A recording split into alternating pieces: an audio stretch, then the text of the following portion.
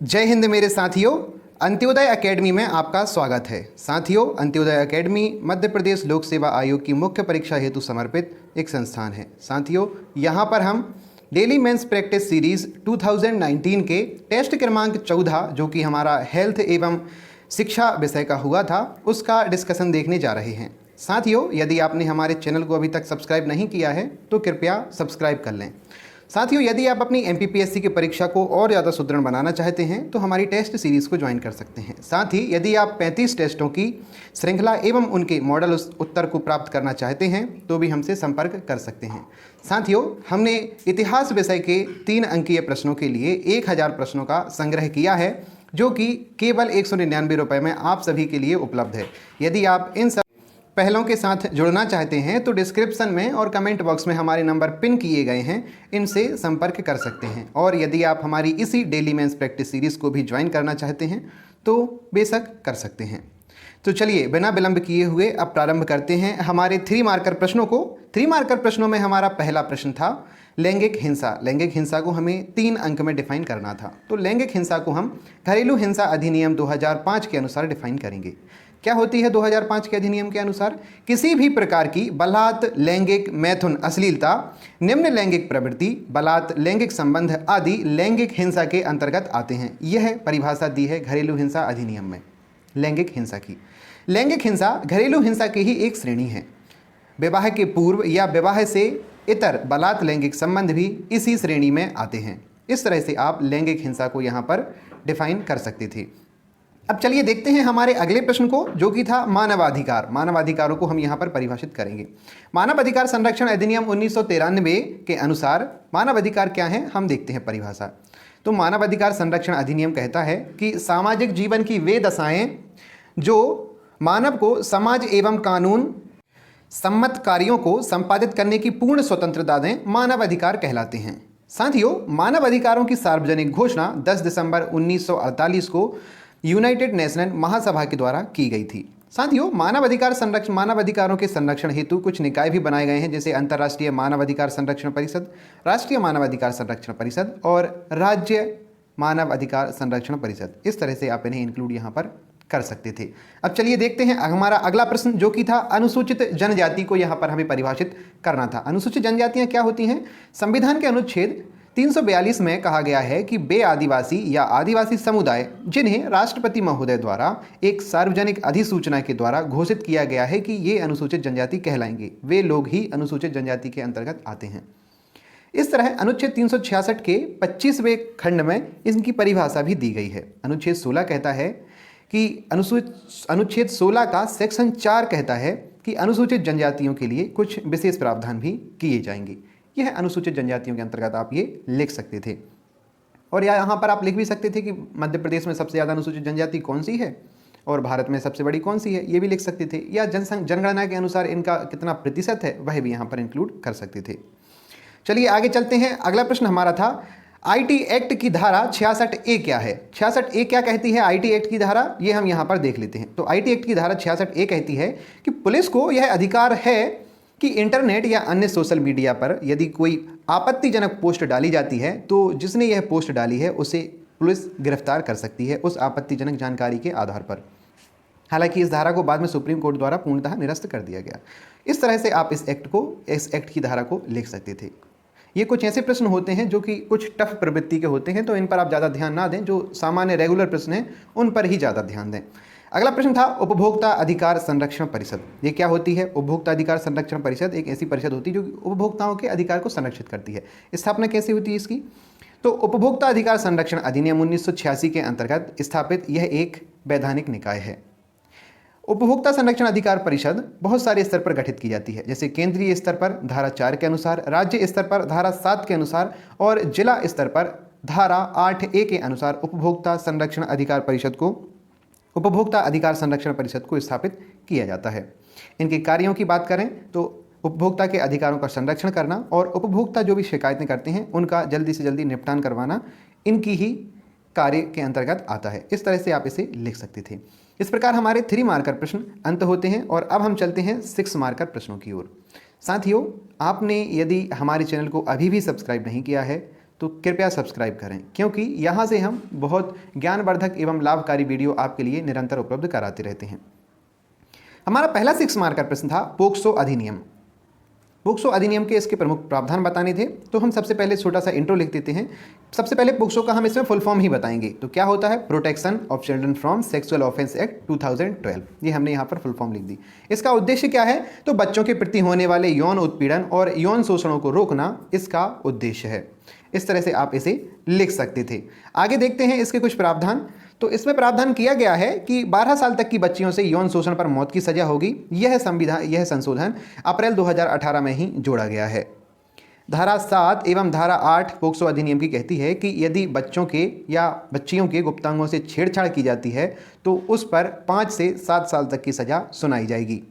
साथ ही में आईपीसी की धारा 1860 का यह पोक्सो अधिनियम भी समर्थन करता है और इसके अनुसार कहा गया है कि यदि सहमति के आधार पर भी यौन संबंध बनते हैं और यौन संबंध बनाने वालों की उम्र 18 से कम होती है तो उन पर भी दंडात्मक कार्यवाही की जा सकेगी।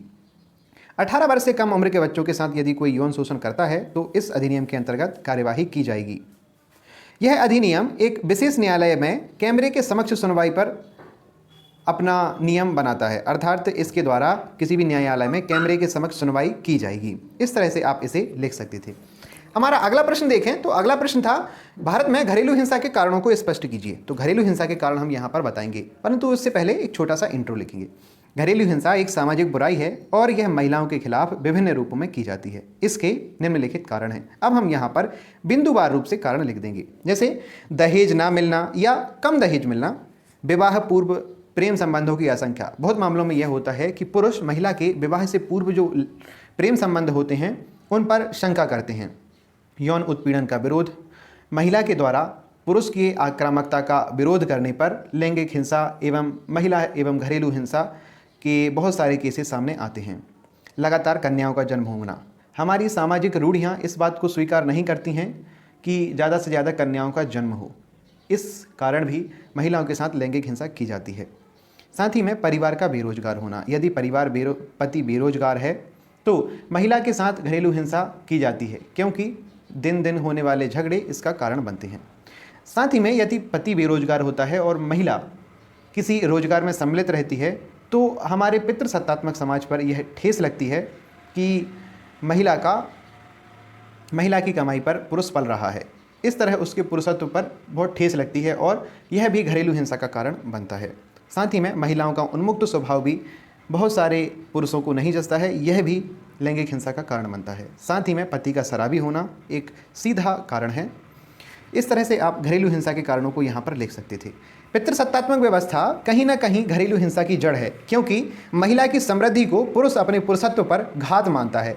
यदि महिला ज़्यादा प्रमोशन पाए, ज़्यादा बढ़त करे पुरुष की अपेक्षा, तो यह पुरुष को गंवारा नहीं बैठता है। यह पितृसत्तात्मक व्यवस्था का एक कड़वा सच है। तो इस तरह से आप इसे लिख सकते थे। अगला हमारा प्रश्न था मध्य प्रदेश लोक सेवा गारंटी अधिनियम 2010 के बारे में एवं इसके कुछ प्रावधानों को बताइए। तो हम इसकी यहाँ पर चर्चा कर लेते हैं। शॉर्ट इंट्रो देखेंगे।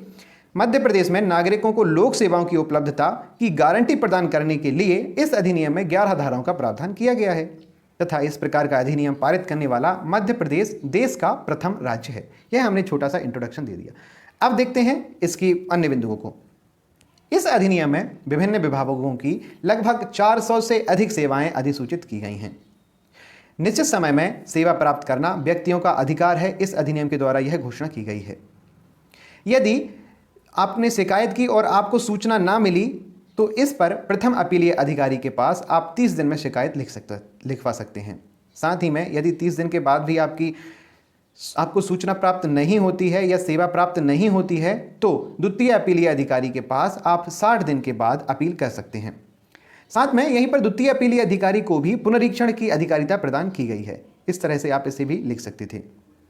एक महत्वपूर्ण प्रावधान इसका यह भी है कि विरोधाभासों की स्थिति में या कोई असंगत विधि इसके समक्ष आती है या कोई विरोधाभास या उल्टा चलने वाली कानून यदि सामने आता है तो उस स्थिति में मध्य प्रदेश सरकार को नियम बनाने की शक्तियां प्राप्त होंगी। इस तरह से आप इस अधिनियम को लिख सकते थे। निष्कर्षतः आप लिख सकते थे कि जन कल्याणकारी राज्य की स्थापना हेतु मध्य प्रदेश लोक सेवा गारंटी अधिनियम मध्य प्रदेश सरकार का एक प्रमुख कदम है। इस तरह से आप इसे लिख सकते थे। आगे चलते हैं 15 मार्क का प्रश्न की ओर। 15 मार्क का प्रश्न में हमने क्या दिया था, पर्यावरण संरक्षण अधिनियम 1986 पर एक संक्षिप्त नोट लिखना था आपको। तो देखते हैं कैसे लिखते हैं। सबसे पहले छोटा सा इंट्रो। पर्यावरण के संपूर्ण संरक्षण के लिए सर्वोच्च कानून 19 नवंबर 1986 को संपूर्ण भारत में लागू किया गया। यह अधिनियम स्टॉकहोम सम्मेलन व संपूर्ण पर्यावरणविदों के विश्लेषण पर आधारित था। इस तरह से आप इसे लिख सकते थे। साथ ही में लिख सकते थे कि पर्यावरण के छाता विधान के नाम से प्रसिद्ध इस अधिनियम में 4 अध्याय हैं, जिनमें 26 धाराएं हैं जो पर्यावरण संरक्षण के समस्त पहलुओं को समाहित करती हैं। ये हमने छोटा सा इंट्रो दे दिया। अब हम यहाँ पर मेन बॉडी पर आते हैं। हमको चर्चा करना है तो आपको जितने आयाम यहाँ पर आ सकें आप उन पर लिख सकते हैं। सबसे पहले उद्देश्यों की बात करें तो मानव पर्यावरण की स्टॉकहोम सम्मेलन के नियमों का कार्यान्वयन करना इसका प्रमुख उद्देश्य था। साथ ही में पर्यावरण का संरक्षण करना व सुधार करना तथा पर्यावरण को संकट से बचाना इसका अन्य उद्देश्य था। पर्यावरण संरक्षण प्राधिकरण का गठन करना तथा पर्यावरण संरक्षण जो भी प्राधिकारी हैं उनके क्रियाकलापों के बीच समन्वय स्थापित करना इस अधिनियम का अन्य उद्देश्य था। इस तरह पर्यावरण संरक्षण हेतु सामान्य एवं व्यापक विधि व कानून निर्मित करने का अधिकार केंद्र सरकार को प्रदान करना तथा अपने स्तर पर पर्यावरण संरक्षण करने हेतु राज्य सरकारों को प्राधिकारी बनाना इसका एक अन्य उद्देश्य था। इस तरह से आप उद्देश्यों को लिख सकते थे। अब इसके कुछ महत्वपूर्ण प्रावधानों की बात भी हम कर लेते हैं।